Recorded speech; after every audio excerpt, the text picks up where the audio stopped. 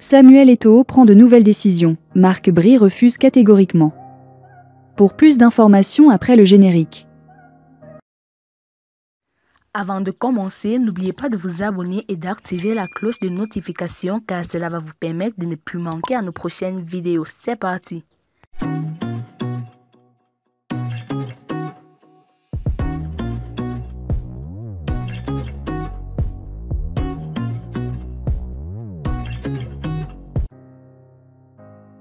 Samuel Eto'o, la CAF et Marc Bry se retrouvent une fois de plus sous les projecteurs. Lors d'une conférence de presse, le sélectionneur des Lions indomptables a surpris par une déclaration inattendue. « Personne ne m'a félicité pour les qualifications », a-t-il affirmé. Cette réponse faisait suite à une question sur l'élection de Samuel Eto'o au comité exécutif de la CAF. Pourtant, des félicitations officielles ont bien eu lieu. Le 10 février 2025, Paul Biya a salué la performance de l'équipe nationale et de Marc Bry. « Je voudrais adresser mes sincères félicitations à nos valeureux joueurs ainsi qu'à leurs encadreurs », a déclaré le président camerounais. D'autres sources affirment que le sélectionneur et son staff ont reçu un message personnel du chef de l'État. Pourquoi alors cette déclaration ?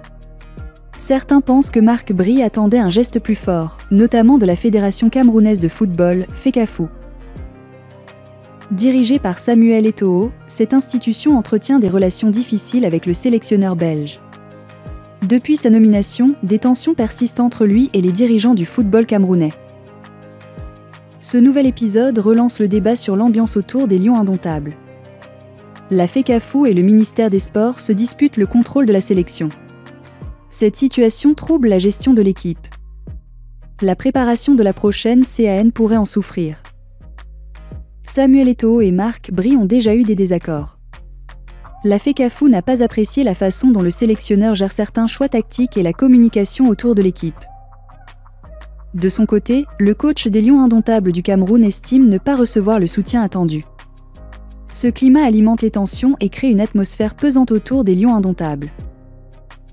Malgré tout, Marc Bry reste concentré sur son objectif, réussir la CAN 2025. Son travail a permis de décrocher la qualification. Il veut maintenant préparer son groupe dans de bonnes conditions. Mais ces tensions permanentes compliquent sa tâche. L'encadrement des joueurs pourrait en pâtir.